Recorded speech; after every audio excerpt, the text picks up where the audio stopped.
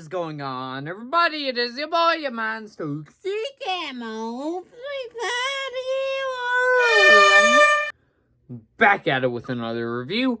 And Thursday I was able to check out Trap, the new M. Night Shyamalan movie, on my birthday.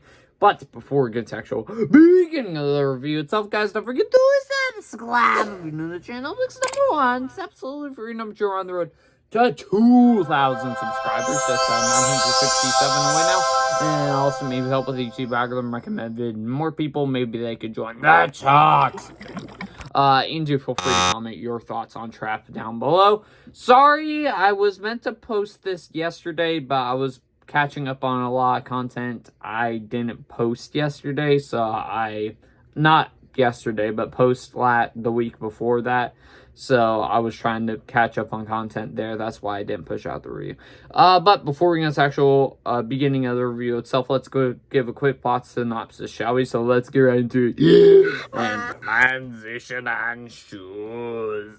A man and his teenage daughter realize that they're at the center of a dark and sinister event while watching a concert. Alright, so going into Trap, I didn't know what I was getting into because Shyamalan either makes hits, misses, or somewhere in between. His last movie was Knock at the Cabin, which I think overall was solid, but it was mostly in between. And for this one, the trailers looked pretty good, and also the marketing was pretty good for this. But again, I didn't know what I was expecting from this one, so let's just get into the actual review itself. So starting off with the good for Trap, the plot. I think the plot is really great. The plot that I just read before this isn't really the actual plot, and we all know this. This isn't a spoiler whatsoever, even though most people seem to say, oh, it is a spoiler or whatever. But no, it's the plot of the movie. Anyways, you got Josh Hartnett's character where he is a serial killer named the Butcher, and this whole entire concert is set up to basically trap him and find the right person. So,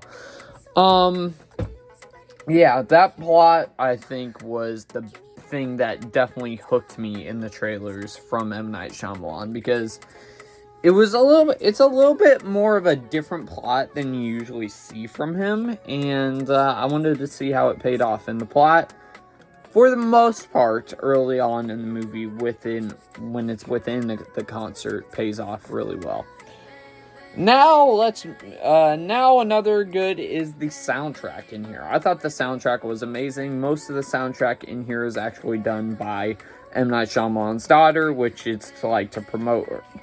It kind of feels like it's trying to basically show off his daughter's music career, and I think most of the soundtrack in here was really good from her when she was singing and all that. I really enjoyed most of the songs in here. The cinematography in here was really great. I thought whenever it went certain places throughout the whole entire musical arena, that was pretty cool. And a bunch of different other stuff too during the movie, it did a great job on as well.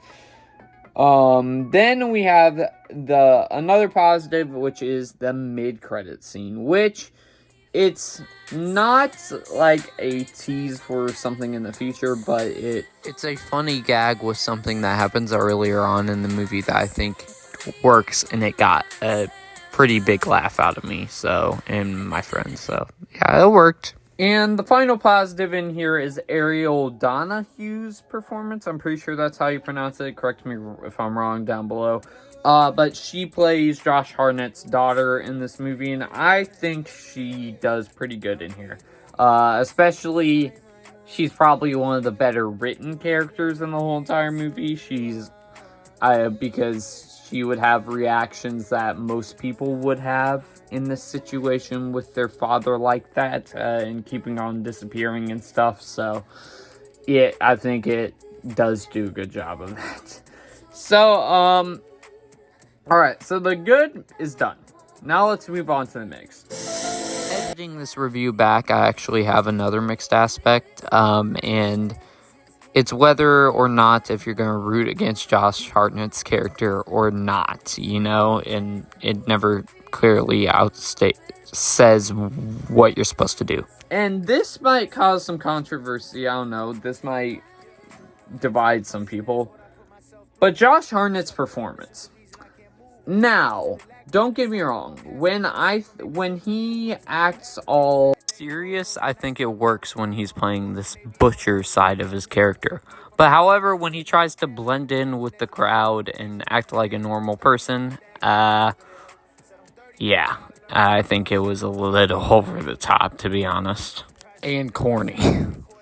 I love Josh Hartnett as an actor, don't get me wrong, but and to be fair, I don't know if he did it or if M. Night Shyamalan told him to do it, but in those sequences when he is trying to blend in with the crowd, it's a little too over the top for me. It's a little too goofy. And also, in real life, I bet if someone were to act like that in that type of situation, everyone would be going, yeah, be sure to check this guy out before he leaves, because he might be the killer. So, yeah, be sure to check him out there. It doesn't do that at all. So, and it feels very suspicious if we were in that real life situation. Another mix, not going into too much details for this one because, spoilers and stuff. I don't want to spoil the movie for you. The ending. The ending is a little bit odd to me. That's all I'll say. I think it is overall an interesting... No, I don't know what to think about it. It's just like it's a ending. So there's that. And it will kind of basically go on to one of my negatives a little bit later on in this movie review.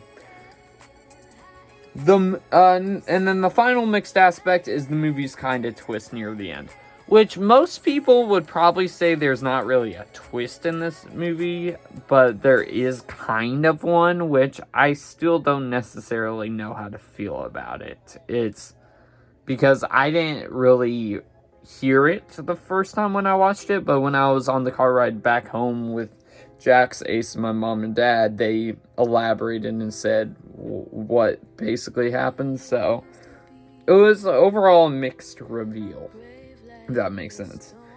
Now let's move on to the bad, unfortunately. M. Night's daughter's acting. So, and also this will bring me into another negative. The changes they make for the third part of the movie. So the first and second part, I will say, mostly focus on Josh Hartnett and the daughter in this whole entire stadium where he's trying not to get caught. A little bit later on in the movie, M. Night's daughter kind of becomes a bigger part, and her acting is not good in this at all. I'm sorry, maybe she will have another acting performance a little bit later on in her career, but in this one, I did not think she acted good at all. Maybe stick to the singing part for this movie. I know you're trying to probably prop up your daughter, which who wouldn't, but keep the music bits, but the acting I didn't think was good, and she plays this singer, Lady Raven, so not the biggest fan of that. Next negative, the movie is too long and should have ended earlier. Remember when I said the ending when I was elaborating a little bit earlier on? This movie, I swear, has 3 different points where it could have ended, and it didn't. And it keeps on going and going and going. And I thought that was a little bit overstretched out for me. And those endings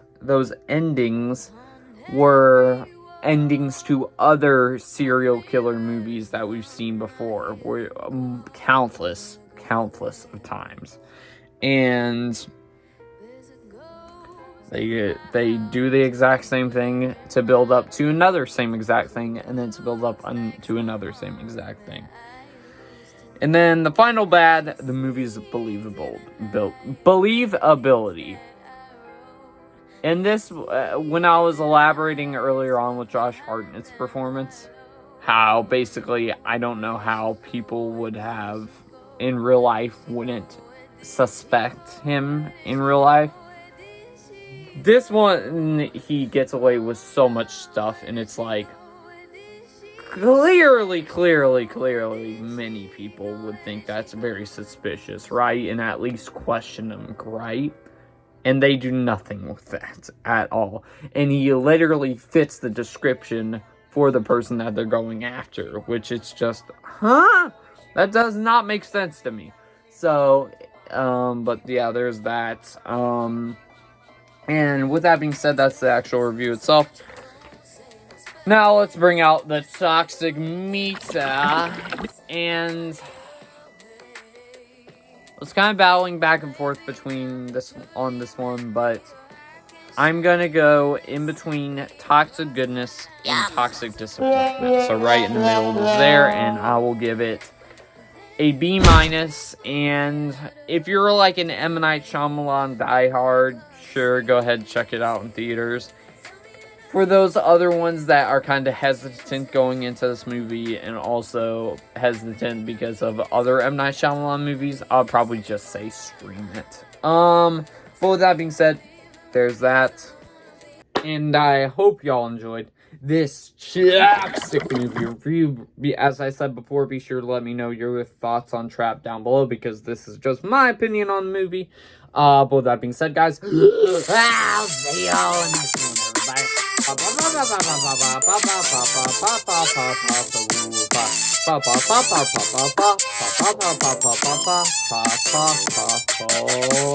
Peace out.